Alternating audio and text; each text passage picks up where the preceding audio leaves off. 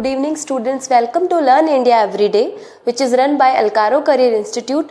So in today's class we are going to start a new chapter of civics, chapter 3, democracy and diversity. So in this chapter we will read about that how democracy handle diversity and through diversity how social division held. And so on things we are going to discuss in this chapter. As the name of the chapter is indicating that in this chapter we will read about diversity, democracy and the social division. So let's start our chapter. So we will start our chapter with civil right movement. Civil right movement, civil means like जब हम बात करते हैं civil war की, तो civil war means जब किसी देश किसी कंट्री के लोगों का उसकी गवर्नमेंट के साथ में वॉर या पूरी कंट्री में आपस में लोग आपस में वॉर करे, दैट इज सिविल वॉर. तो इसी तरीके से हम यहाँ बात करते हैं सिविल राइट मूवमेंट की. ये एक मूवमेंट है, जैसे आपको नाम से पता चल रहा है, जस्ट अ मूवमेंट. तो ये हुआ था, ये किया था मार्टिन लूथर किंग. यहाँ पर किसी भी मूवमेंट का लीडर कौन है, उसको स्टार्ट किसने किया है, ये चीज बहुत इंपॉर्टेंट होती है कि उसका लीडर कौन होता है. तो civil right movement just lead किया गया था Martin Luther King JR. Basically ये मूवमेंट स्टार्ट कब हुआ और इसका एंड कब हुआ, तो इसका स्टार्ट टाइम था 1954 से 1968 तक. ये जो मूवमेंट था, इसमें movement it means it was not just a single event और जस्ट अ सिंगल इंसिडेंट. ये एक ऐसा मूवमेंट था जिसमें बहुत सारे इवेंट हुए, बहुत सारे रिफॉर्मर हुए जो इस चीज को इंडिकेट करना चाह रहे थे कि अब जिस तरीके का अमेरिकन लोग जो है वो अफ्रीकन के साथ में जिस तरीके का डिस्क्रिमिनेशन कर रहे थे, जिस तरीके की एट्रोसिटीज कर रहे थे, अब उसके अगेंस्ट लोगों ने आवाज उठाना शुरू कर दिया था. तो बेसिकली इसका एम क्या था, किसी भी मूवमेंट का लीडर कौन है, ठीक है, उसके बाद उस स्टार्ट कब होता है, लास्ट कब तक रहता है, उसका एम क्या है. तो इसका एम बहुत क्लियर है कि यहाँ पर लोग जो डिस्क्रिमिनेशन था उसको अबॉलिश करना चाहते थे, उसको बंद करवाना चाहते थे, उसको बैन करवाना चाहते थे. तो इसका बहुत सीधा सा एम था, रेशियल डिस्क्रिमिनेशन था जो अफ्रीकन अमेरिकन में उनको खत्म करना था. ये मूवमेंट जो था वो नॉन वायलेंट था, ठीक है, सिविल डिसोबीडियंस की तरह. जिस तरीके से गांधी जी के जितने भी मूवमेंट हुए, जैसे कि हमने लास्ट चैप्टर में डिस्कस किया था, तो गांधी जी का जो वे था, उनका जो पाथ था, दैट वाज नॉन वायलेंस, कि उनको किसी भी टाइप की वायलेंस नहीं चाहिए थी. तो इसी तरीके से इस मूवमेंट भी जो है इन्होंने क्या किया, इन्होंने सिविल डिसोबीडियंस मूवमेंट की तरह इसको फॉलो किया और किसी भी तरीके का नॉन वायलेंस इसमें नहीं किया.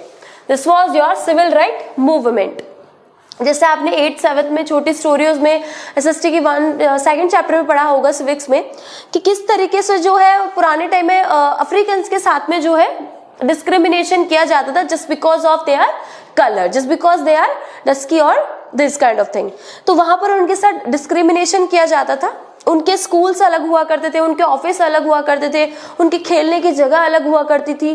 इस तरीके से उनके साथ में बहुत टाइप का डिस्क्रिमिनेशन किया जाता. तो उसके अगेंस्ट ये शुरू हुआ सिविल राइट मूवमेंट 1954 से लेके 1968 तक, जिसको लेड किया था मार्टिन लूथर किंग ने, ताकि वहां के लोगों को भी समझ में आए दैट एवरीवन इज इक्वल, वो सारे इसके सारे लोग इक्वल है, कोई भी किसी के साथ में डिस्क्रिमिनेशन नहीं कर सकता. तो एक मूवमेंट में आपके लिए इंपॉर्टेंट चीजें क्या होती है कि कोई भी मूवमेंट है उसमें आपको याद रखना है सबसे पहले लीडर कौन है, आपको हमेशा याद रखना है उसका मूवमेंट का लीडर कौन है. दूसरा time, start to end, starting से लेके एंड तक. थर्ड एम, क्यों शुरू किया, कोई भी मूवमेंट किसी ने क्यों शुरू किया. एंड फोर्थ आता है उसका वे, उसका वे कैसा था, मतलब उसमें वायलेंस हुई, नॉन वायलेंस हुई, लोग मारे गए, या किस तरीके से उसको कंप्लीट किया. तो this was your civil right movement, जो कि अफ्रीकन अमेरिकन जिस तरीके उनका जो लीगल ये था, इनका अबॉलिश करना चाहते थे, रेशियल डिस्क्रिमिनेशन अफ्रीकन लोग जो थे उसको अबॉलिश करवाना चाहते थे. लीडर था इसका मार्टिन लूथर. 1954 टू 1968 इसकी ड्यूरेशन है जब ये पूरा कंप्लीट होता है, और एम था इसका लीगल रेशियल डिस्क्रिमिनेशन को अबॉलिश करवाना. आगे बढ़ते हैं।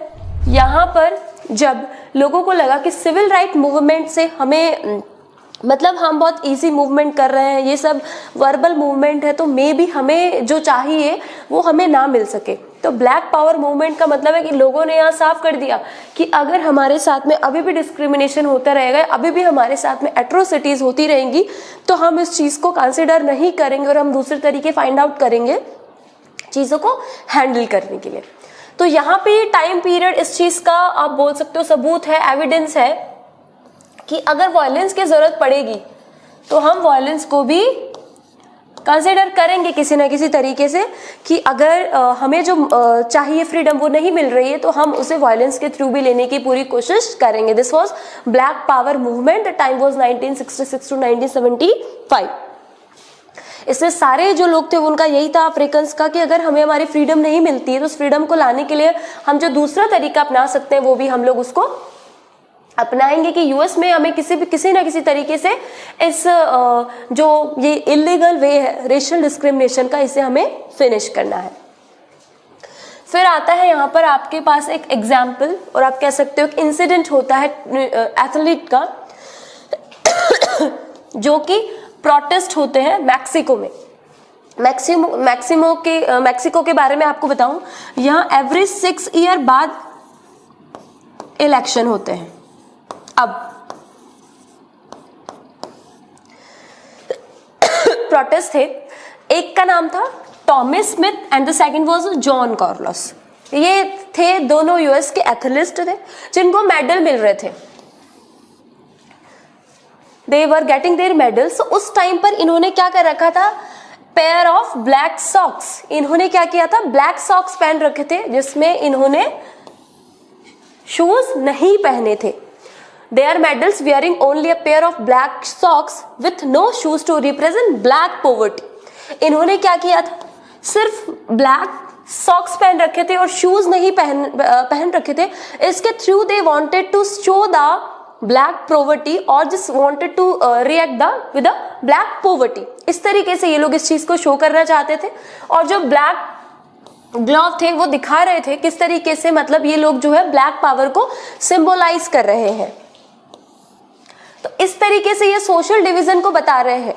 दीज आर द रीजन कि वी हैव सोशल डिवीजन। इस तरीके से यहाँ पर ये लोगों को सोशल डिवीजन के बारे में बताना चाह रहे हैं, इनइक्वालिटीज के बारे में बताना चाह रहे हैं, उन इनइक्वालिटीज को क्रिएट कर रहे हैं इस तरीके से।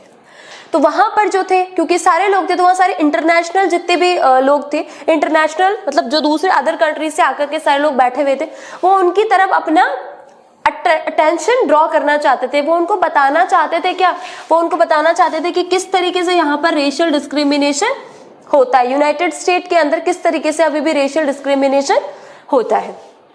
तो पीटर नॉर्मल जो है उन्होंने ह्यूमन राइट बैच पहना था अपनी शर्ट के ऊपर, ड्यूरिंग ये सेरेमनी जब हो रही थी तो उन्होंने इसको पहना हुआ था। ये शो कर रहा था कि किस तरीके से वो उन 2 अमेरिकन को सपोर्ट कर रहे हैं। उनका वो जो ह्यूमन राइट का बैच है वो उनका सपोर्ट शो कर रहा था टूवर्ड्स टू अमेरिकन, और उनको जो मेडल दिए गए थे वो टॉमी स्मिथ को और जॉन कार्लोस को वो उनसे वापस भी ले लिए गए, क्योंकि उन्होंने इंटरनेशनल ओलंपिक एसोसिएशन पे इस तरीके का इंसिडेंट किया और इस तरीके की वायलेशन करने की उन्होंने कोशिश करी थी, और इस तरीके का पॉलिटिकल स्टेटमेंट उन्होंने वहां पर दिया था। तो this as a simple example जिसके थ्रू हम ये समझ सकते हैं कि किस तरीके से सोशल डिवीजन हो रहा था। They were at a international stage, they wore socks only, they did not wear shoes, and of the black color that shows that how they wanted to show blacks, कि वो उनको किस तरीके से दिखाना चाहते थे और किस तरीके के इनइक्वालिटीज वो इंटरनेशनल लोगों के सामने रिप्रेजेंट करना चाहते थे, कि किस तरीके से वहां पे इनइक्वालिटीज यूनाइटेड स्टेट्स के अंदर है और किस तरीके से लोग उन्हें सफर कर रहे हैं। तो आज की क्लास में हमने डिस्कस किया सिविल राइट मूवमेंट के बारे में, ब्लैक पावर मूवमेंट के बारे में, and incident of 2 athletes. Just because it is not like federalism and power sharing, वो 2 चैप्टर है उनमें आपको सारे एकदम point to point you just have to learn, you just have to understand and then write and then learn, it will finish. But with this chapter you have to understand the concept, क्योंकि जो ऐसे chapter होते हैं उनमें से वो आपसे case study question पूछ लेते हैं बहुत 10th क्लास में जैसे बोर्ड के एग्जाम में केस स्टडी क्वेश्चन आ सकता है, आपके रीजन असर्शन आ सकते हैं इस टाइप के। तो इसलिए ऐसे चैप्टर को हमें बहुत डीपली जाकर के समझना होता है। तो जैसे आज की क्लास में हमने 3 टॉपिक आपके कवर किए हैं, civil right movement, black power और इंसिडेंट। नेक्स्ट क्लास में हम बात करेंगे सोशल डिवीजन की, कि किस तरीके से सोशल डिवीजन हमारे यहाँ पर होता है और उसके क्या क्या नेगेटिव इम्पैक्ट है और उसको कैसे वापस कॉन्कर किया जा सकता है। तो आज की क्लास में बस इतना ही। Thanks for watching.